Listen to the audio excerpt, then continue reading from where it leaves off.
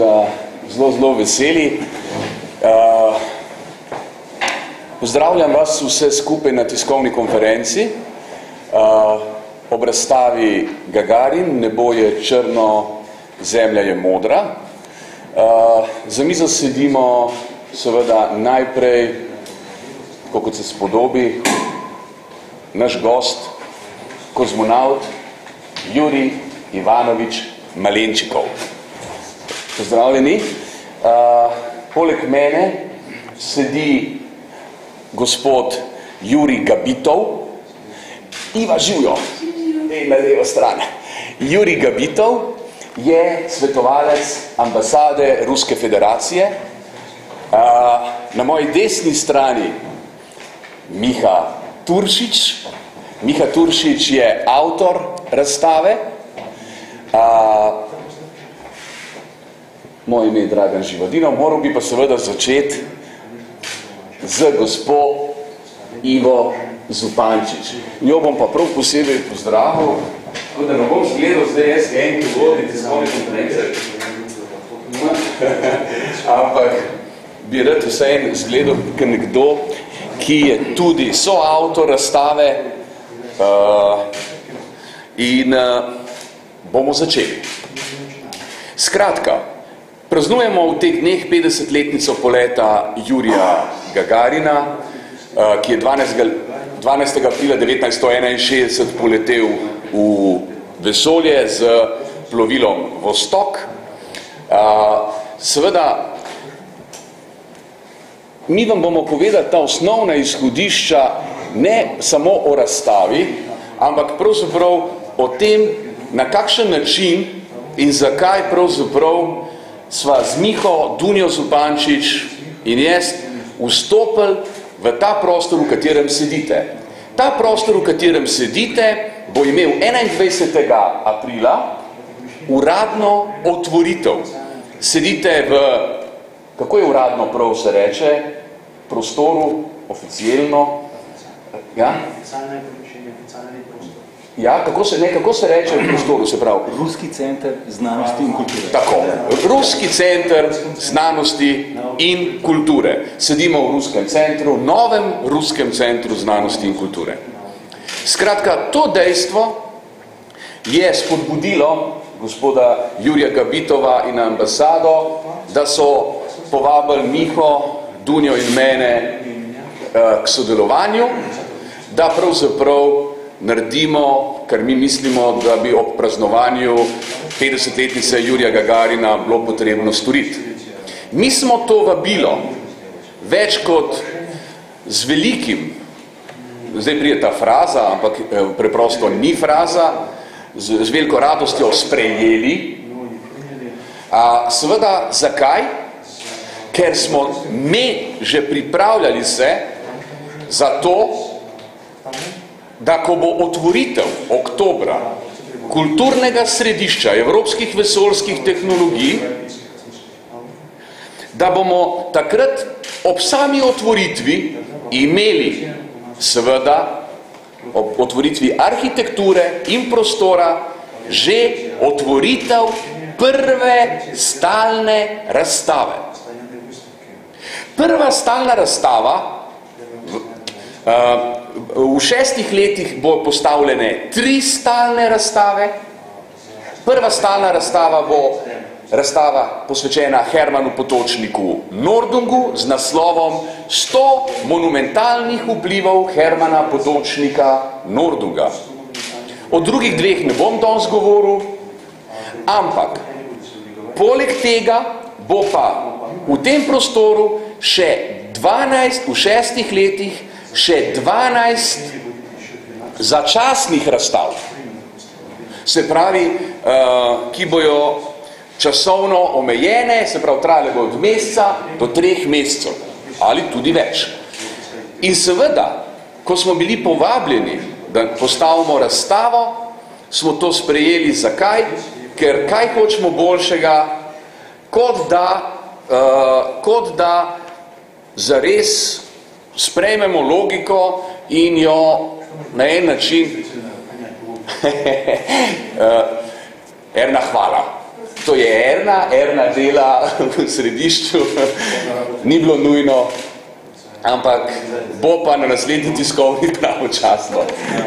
Mi smo še v predpripravljalnem obdobju v tej hiši, kar pomeni, da je uradna otvoritev, pride na uradno otvoritev, to lahko mislim, da povem, gospod zunanji minister Ruske federacije. To lahko povem, ne, najbolj mislim, da to sem jaz slišal, pa sem zdaj povedal. Ja, skratka, to bo 21. aprila. Z današnjim dnem je pa, in to je zdaj, kako bi rekel, sredinski del tistega, kar moram jaz danes povedati, da je to majhni, kar boste videli potem v zgornjem nadstropju, kjer je razstavni prostor, to je majhni del velike začasne razstave Prvi človek v vesolju. Se pravi, to je samo ta majhni del te velike razstave, velike razstave. To je nekako z moje strani. Zdaj pa seveda moram dati besedo najprej, kot se spodobi, gospe Ivi Zupančič. Zakaj Iva Zupančič sedi z nami?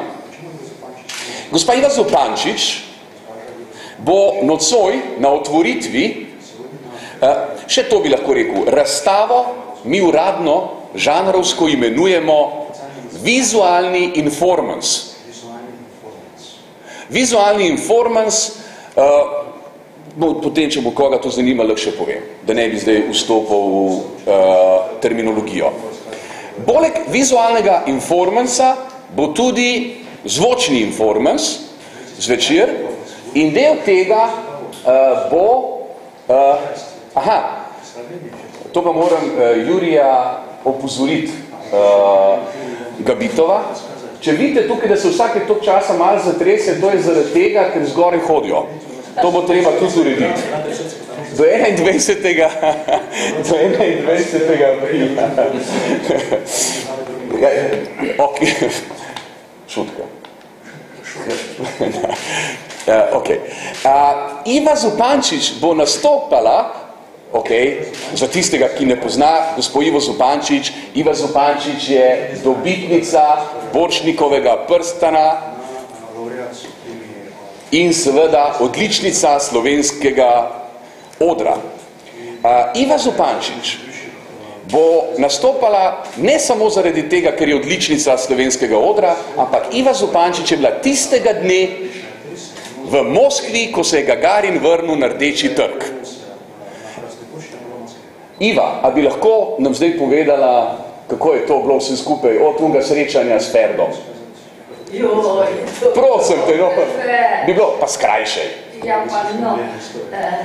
Torej, jaz sem bila takrat angažirana v mestnem gledališču, šla sem na vajo enega spomladanskega dne in nasproti mi je prišel moj direktor Ferdo Delak, rekel je, v teh dneh bo razpis za štipendije, prijavi se za Rusijo.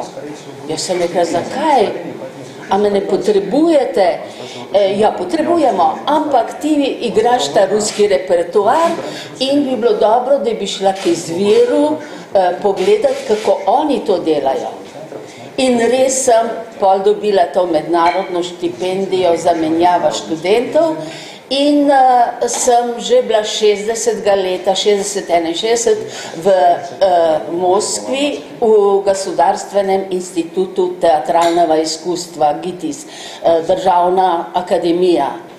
No, tam sem seveda mogla zaprositi za pač, kaj si želim videti, spoznati, oni so mi pa ugodili, kolikor so mogli, predlagali tudi svoje stvari in tako sem med drugim zaprosila, seveda prvenstveno, da bi na akademiji lahko spoznala sistem Stanislavskega, da bi šla skozi vse 4 letnike. V zadnjem letniku mi je narodna artistka SSSR-a Olga Nikolajevna Androvskaja tudi dala možnost, da sem v letniku, ki je pripravljal diplomo Čehova 3 sester, igrala Mašo, študirala Mašo.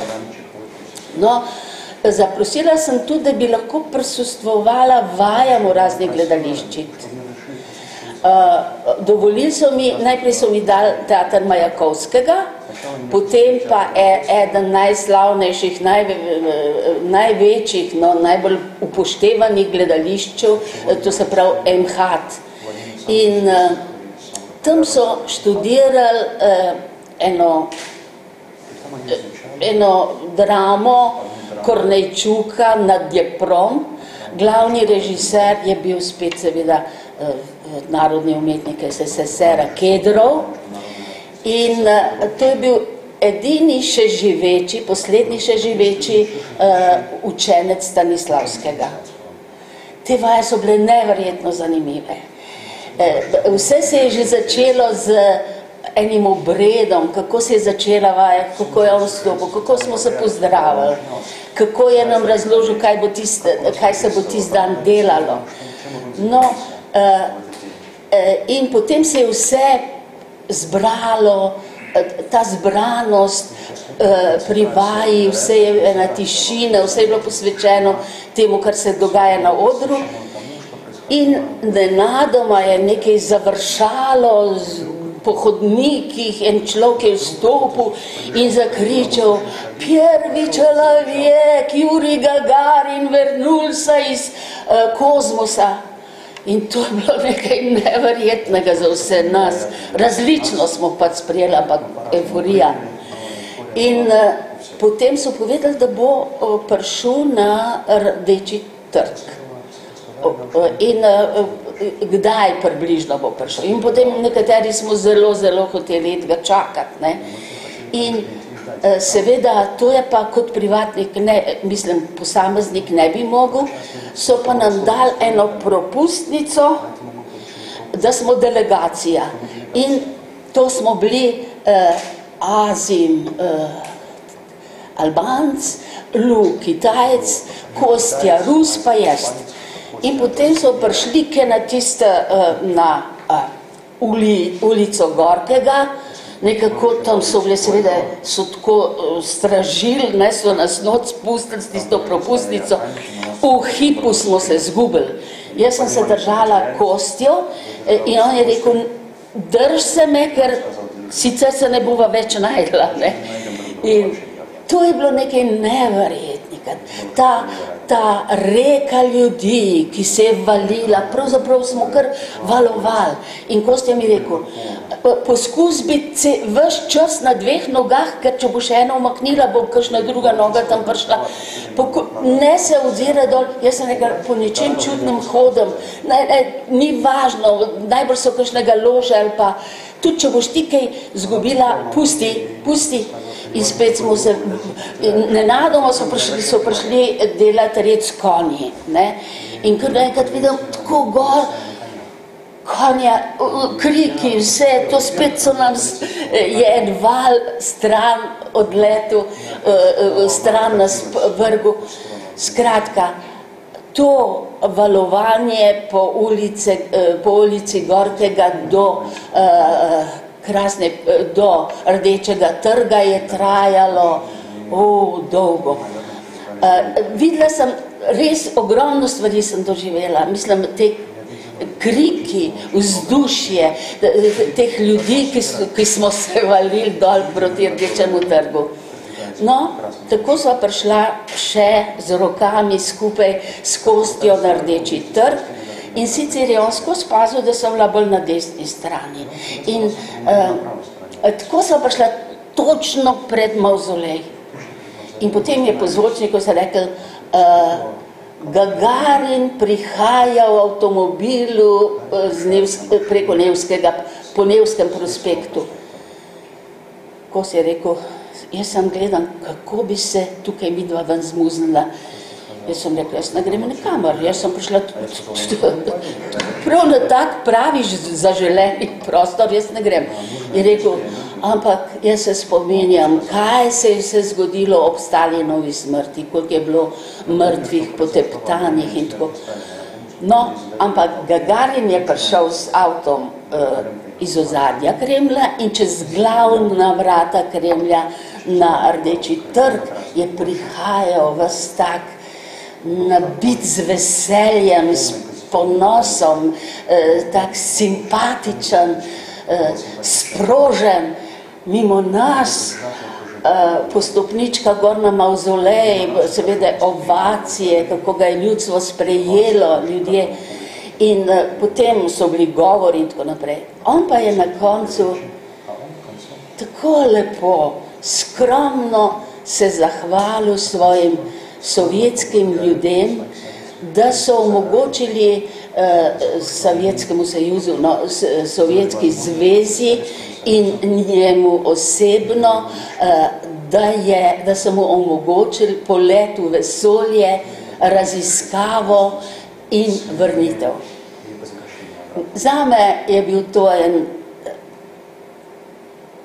neverjeten, neopisen dan in res sem začutila, da je to se začelo za človeštvo pravzaprav nova doba. In še kaj? O Draganu? Danes večer bomo pa še kaj, no? Najlepša hvala, Iva. Dolga sem bila gotova. Si dobro.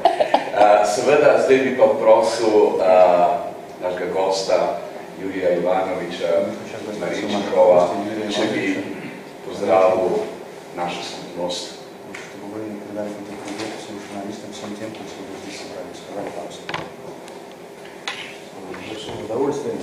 С наивысшим весельем.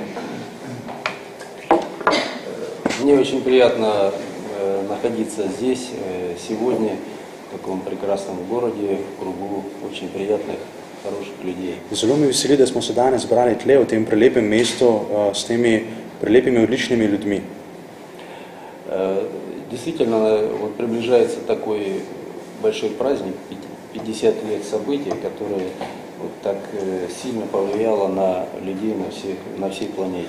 V resnici se približuje veliki dan, 50-letnica dogodka, ki je spremenil ljudi na celotnem planetu. Он оказал влияние на тысячи людей, и с того момента человечество поняло, что мы можем летать в космос, и с того времени мы продвинулись очень далеко. V resnici je vplival na tisoče in tisoče ljudi in od takrat naprej vemo, da lahko letimo v vesolje in veliko se je že spremenilo, veliko smo dosegli v tem času. Я вот тоже родился в этот же год, в котором Юрий Алексеевич Гагарин совершил этот полет, немного позже, в конце года. И, конечно же, я, как и много мальчишек того поколения, мечтал стать космонавтом. Jaz sem se rodil prav tega leta, ko je Gagarin poletel v vesolje, bolj proti koncu leta in seveda, tako kot večina ostalih fantov tistega časa, sem sanjal, da bom postal kozmonavt.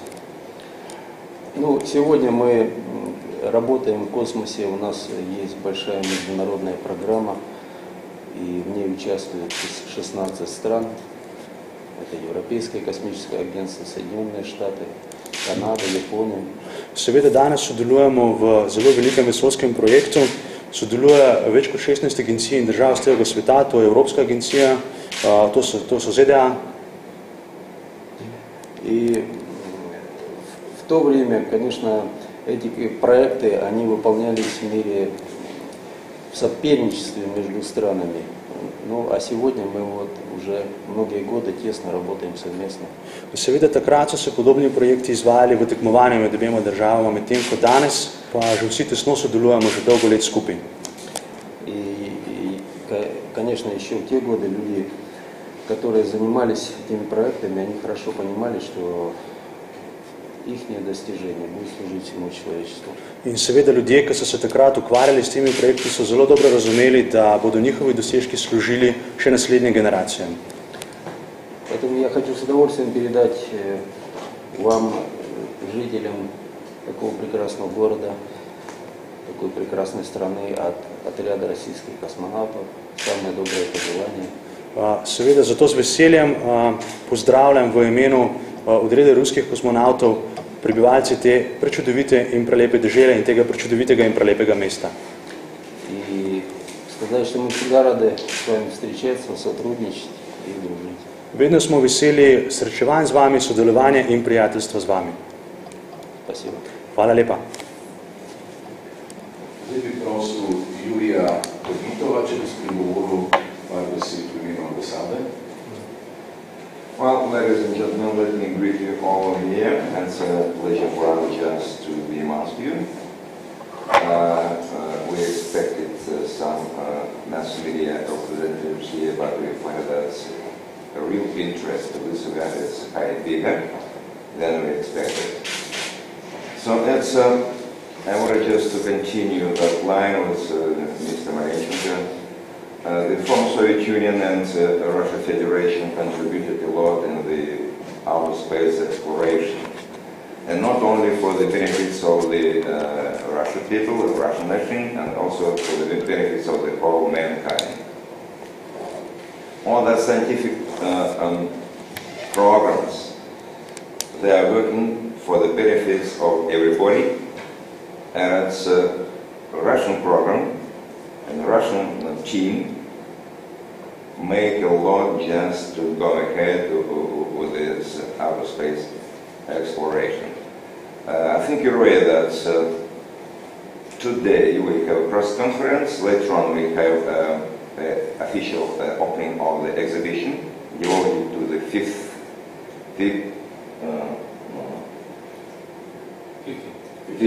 50th anniversary of the first manned flight to outer space. But later on, this exhibition is going to be moved to a certain number of cities all around Slovenia. And the climax of the Yuri Gagarin year in Slovenia is going to be in Vitania, late in October, when our colleagues and our partners from the Slovenian side is going to commission a new building for the Center of European Space Technologies. So we are all welcome to join us for that big event, and just to follow up all the activities concerning this day. Thank you very much. No, in zdaj še avtorju razstave Miki Turšiču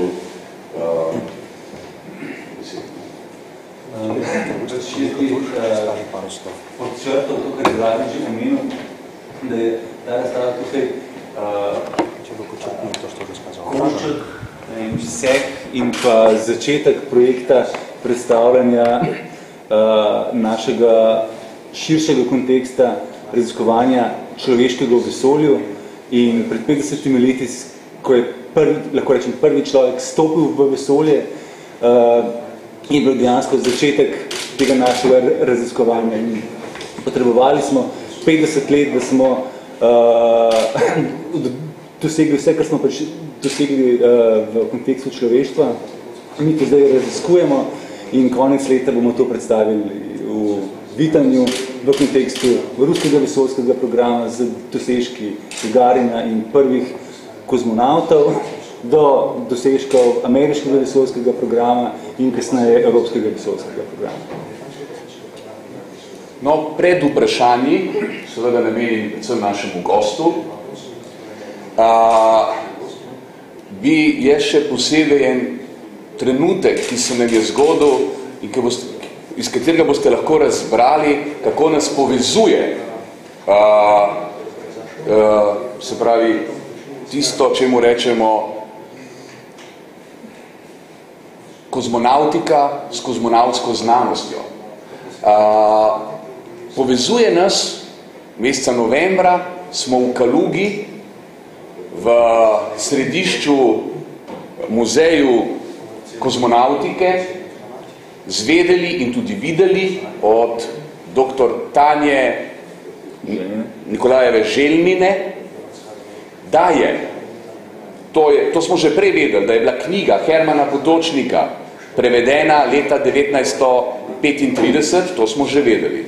Ampak, to, kar je bistveno, je to, da imajo v trezorju, ampak zares v trezorju, ker je to tako pomemben dokument za vesoljsko znanost, knjigo Hermana Potočnika Nordunga, popolnoma popisano z prvim sodelavcem Koroljova. Koroljov je bil pa tisti, ki je pravzaprav konstruiral Vostok, s katerim je poletel Gagarin. Tiho naravo je zapisoval po knjigi, to bo šlo, po mojem pa to ne gre. 35. leta. In cela knjiga je popolnoma popisana z vsemi zapiski, mnenji, komentarji, celo izračuni. Seveda, s tem sem hotel sam pokazati, da tudi naš del, pravzaprav tam košček je vključen v zgodovino kozmonautike. In na današnji tiskovni konferenci teče beseda o zgodovini kozmonautike. Zdaj pa vprašanja.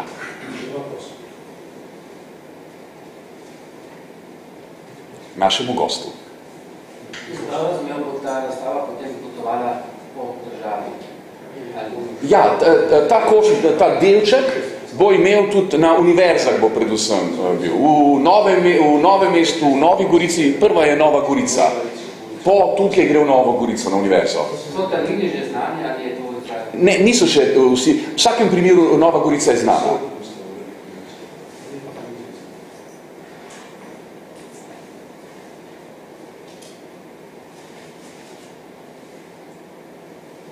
Jaz imam potem eno vprašanje. Juri, bil si 500 dni v vesolju. To je veliko. Seveda, koliko traja dan v vesolju?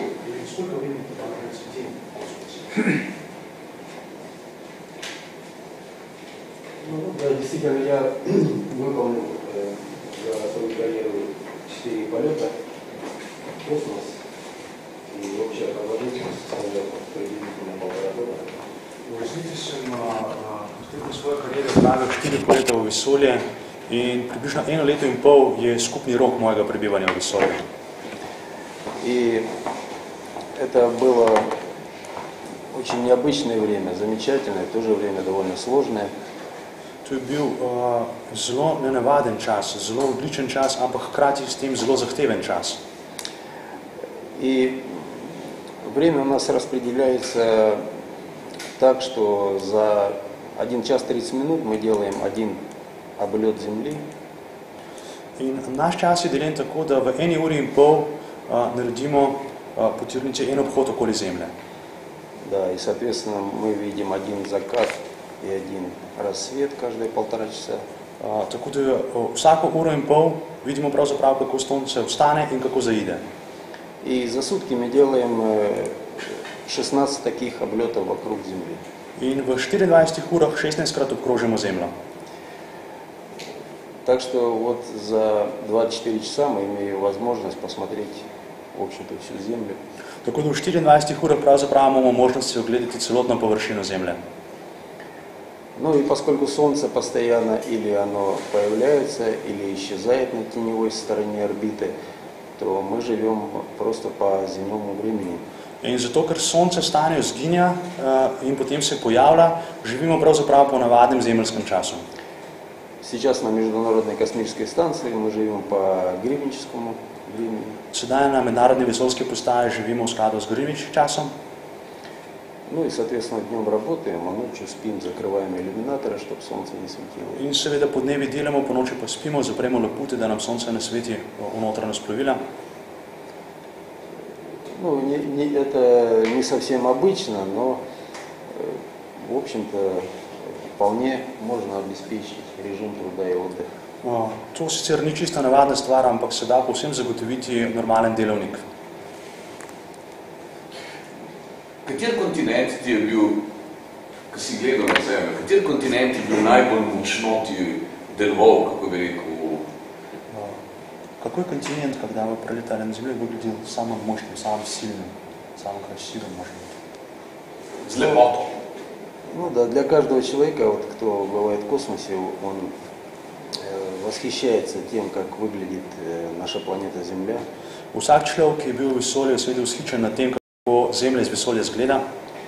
Это, пожалуй, самое красивое зрелище, которое можно увидеть. To je verjetno ena najlepših slik, ki jo človek sploh lahko kdaj vidi.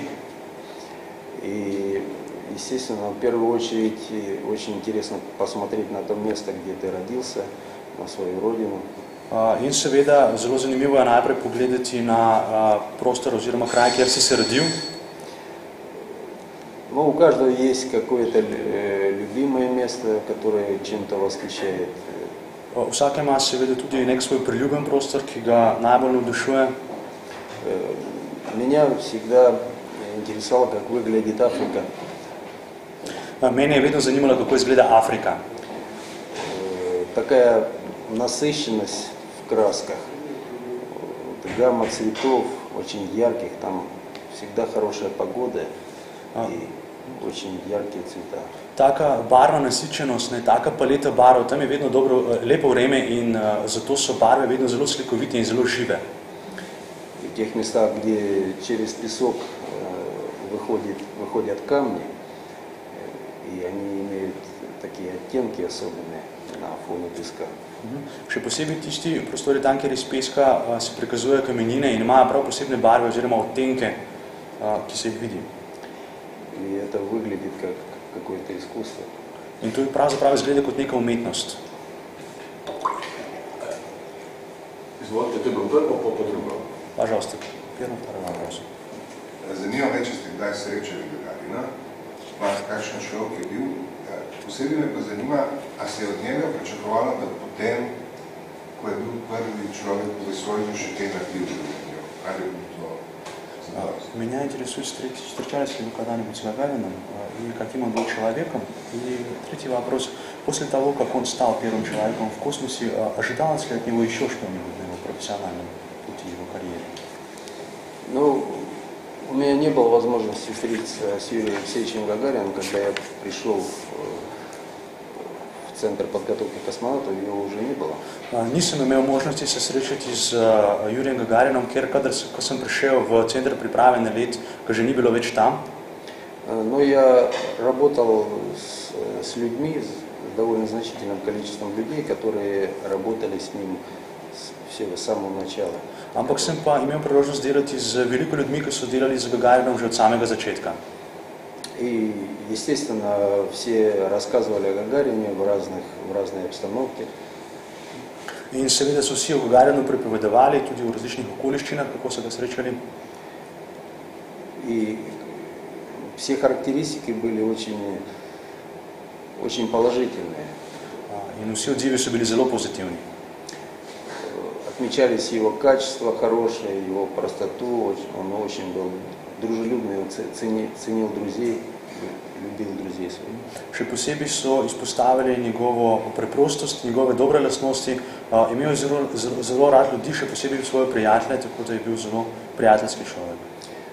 И в то же время он был очень организованный, и он продолжал работать после своего полета в Центре подготовки космонавтов. In hkrati s tem je bil pa zelo urejen človek in potem po svojem poletu je nadaljeval delo v Centru za pripravo na lete. И он занимал разные должности, и последняя его должность была заместитель начальника Центра подготовки космонавтов. In bil je na različnih položajih, tako da njegov zadnji položaj je bil namestnik vodje Centra za pripravo na lete. Ну, естественно, поскольку он человек был очень известный, то он смог много пользы принести для развития космонавтики и Центра подготовки. In seveda, ker je bil zelo znan človek, je lahko naredil zelo veliko koristnega za razvoj kozmonautike in za razvoj Centra za priprave na let. И в то же время он готовился к очередному полету, и я думаю, он бы совершил еще один полет, может быть, даже не один. In hkrati s tem se pa je pripravljal na naslednji let in mislim, da bi jih verjetno pravil še nekaj. Ну, как вы знаете, судьба распорядилась по-другому. Kot veste, se je usoda odločila drugače. Да, он погиб при выполнении тренировочного полета на самолете. Na žalost je umrl ob opravljanju vadbenega leta. И полет на самолетах – это тоже один из видов подготовки космонавтов. In tako je polet na letalih tudi ena izmed vrst priprave na vesoljski polet. Izvoli. Kakšni so to občutki, ko se iz vesolja na zemljo vrnete? Je to neko olajšanje? Je to tako kot mi, ko pridemo z dopusta, žalost, mogoče bi se še malo vrнул, ali je to ljubo doma in vrlo? Какие ощущения у вас после того, как вы после полета возвращаетесь на Землю? Вам становится легче или вы, может быть, хотели бы еще раз вернуться в космос? Вот, или дома, как говорится, стены греют?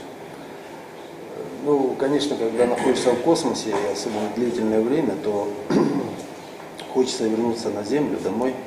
Seveda, ne, potem, ko si v vesolju že dolgo časa, bi se rad vrnil domov. Но самым главным является выполнение программы полета, поэтому самый лучший вариант это когда все случается вовремя, как было запланировано.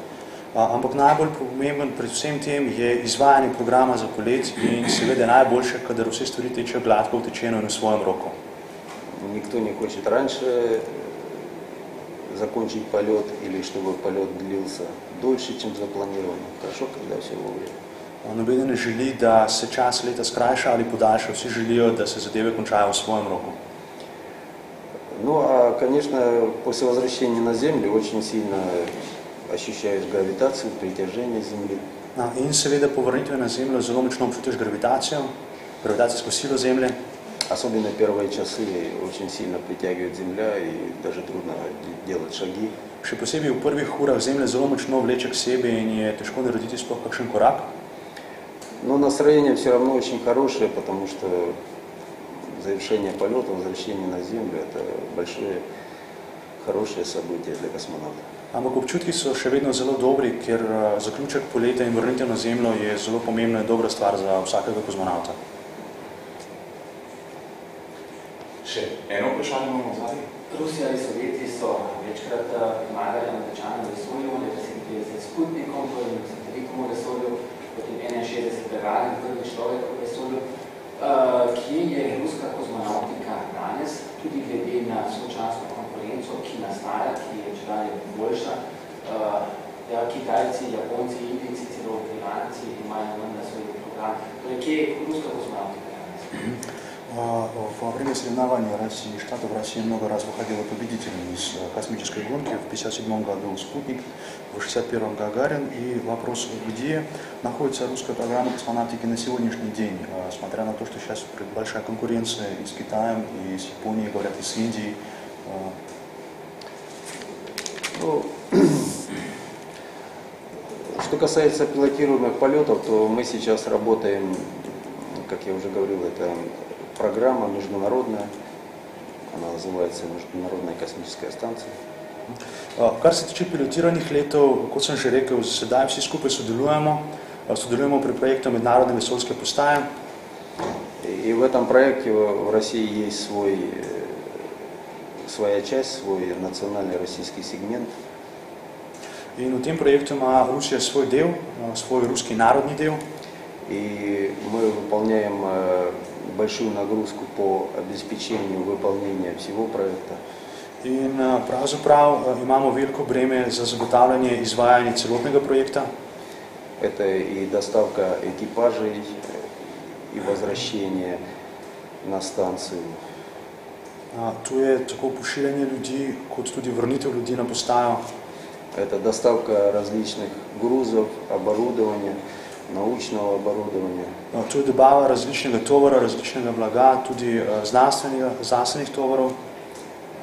Обеспечение всех экипажей спасательными кораблями на случай аварийной ситуации. Zagotavljanje vseh posadk z rešilnimi ladjami za primer nesreče.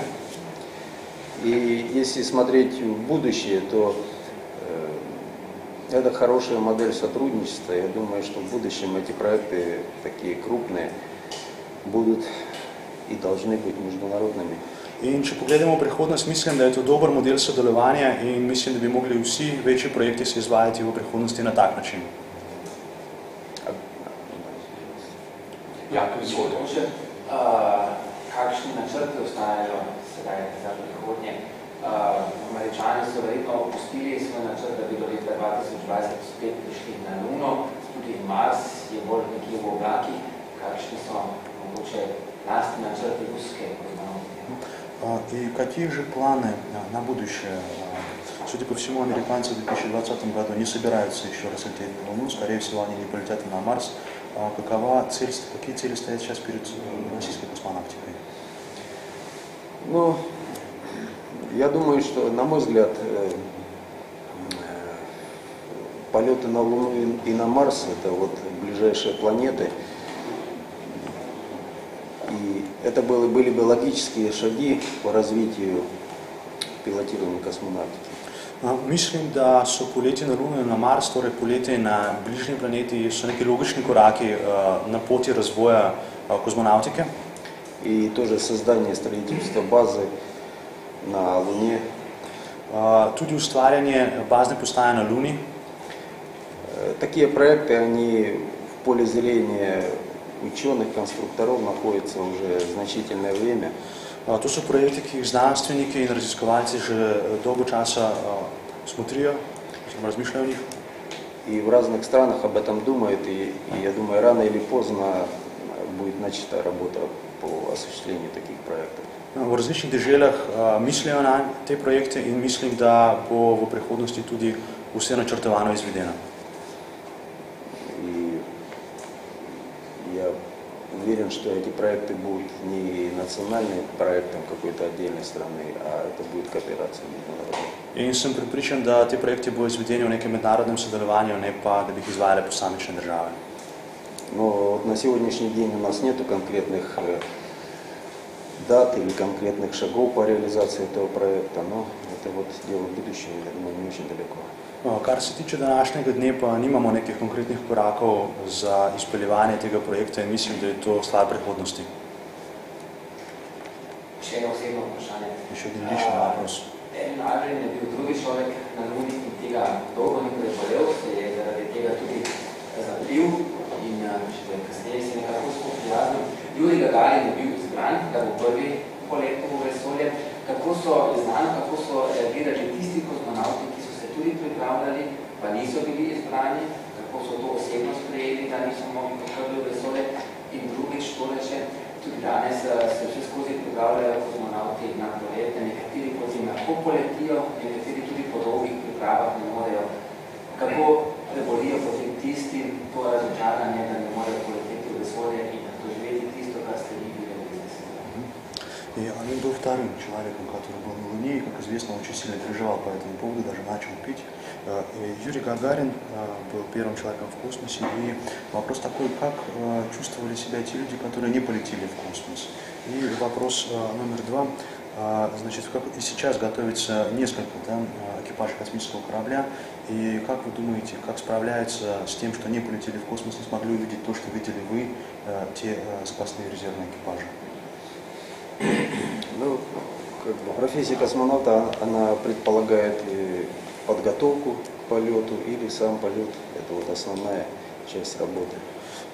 Poklic kozmonavta predvideva pripravo na let in let, to je nek osnovni del tega poklica. И много требуется и сил, и времени для того, чтобы выполнить подготовку к полету. In veliko moči in časa se vloži v to, da se sploh pripravi na let. Я к своему первому полету готовился 7 лет, и ко второму тоже 7 лет. Na svoj prvi let sem se 7 let pripravljal, na svoj drugi let prav tako. И есть люди, которые время до полета составляет и 10 лет. In obstajajo tudi taki, ki se na let pripravljajo recimo 10 let. И, конечно, очень обидно, когда после многих лет подготовки, труда, человек понимает, что он не сможет полететь в космос. In seveda zelo žalosti človeka dejstvo, da po mnogih letih priprave in po mnogih letih dela ugotovi, da ne more iti v vesolje. И еще нужно учитывать то, что космонавтики, все космонавты, они очень нацелены на полет. Это как смысл, большой смысл их жизни, чтобы дойти до этого полета. Они очень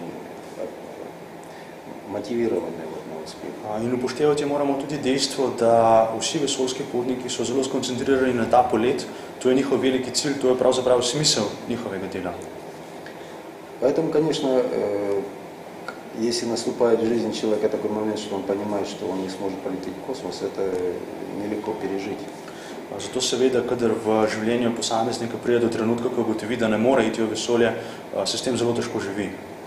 Ну, как люди все разные, так, соответственно, и кто-то переживал это, ну, внешне более-менее спокойно, кто-то более эмоционально. In seveda smo vsi ljudje različni in nekateri so to preživeli na zunaj mogoče bolj mirno, nekateri bolj emocionalno. Но из моих знакомых все как-то более-менее с этим справлялись. Od mojih prijateljev so se vsi nekako mogli živeti s tem. Находили другие задачи в жизни и уже потом работали по другим программам. So nekako našli drugi cilje v življenju in so potem delali po nekih drugih tirnicah. Dobro, hvala. Mađer, kaj si vam? Jaz bi za postscriptum povedal, da bo Jurij Ivanovič Malenčikov naslednje leto, če lahko to povem, poletel petič in bo poletel, drži, Sunito Williams, za ameriško astronautko Sunito Williams, za katero vi veste, da je pol Indika, pol Slovenka. Tako da bomo imeli drugo leto, oba sta bila v Vitanju, tako bomo imeli občutek, da imamo nekoga iz Vitanja. Se upravičujem. To je bil tak mal, kako rekel sem, propaganda za Vitanje, no? Je pa še ta postscriptum. Postscriptuma, seveda, če bi, ne vem, če bi, to je ena prav poseben dogodek je bil, ko sta se poročila gospod Jurij Ivanovič Malenčikov s svojo soprogo. Če bi mogoče še to povedal, ker je en poseben trenutek to bil. Če mu ni težko.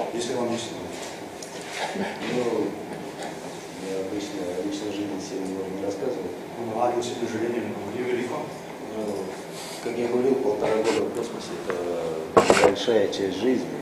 Kot sem že rekel, leto in pol v vesolju je velik del življenja.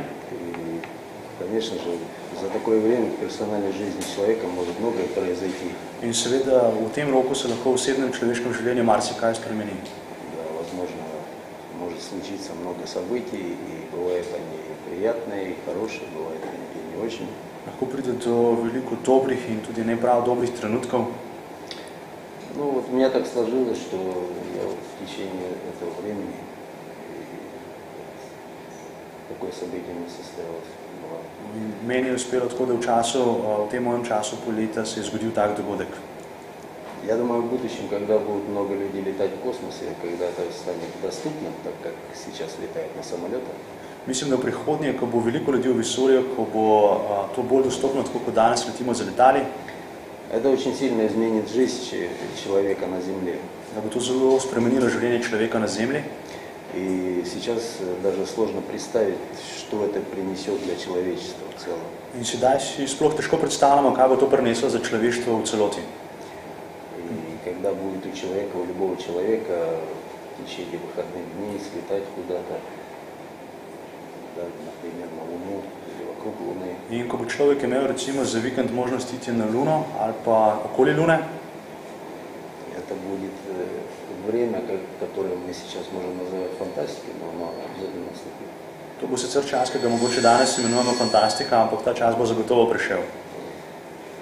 Ну и я уверен, что в те времена уже будет все по-другому. Все будут и в космосе, и на других планетах осуществлять там разные свои церемонии и прочее. In sem pripričan, da takrat bo vse drugače, da bo veliko ljudi tako v vesolju kot na drugih planetih izvajalo vse svoje različne opravke.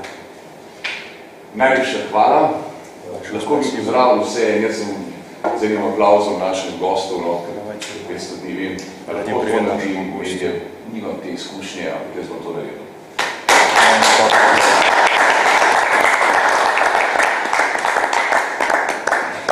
Zdaj bi vas pa povabil, koga zanima razstava, povabili malo da si vero, ampak ne bom žil. Ja. Erina pa čakaj.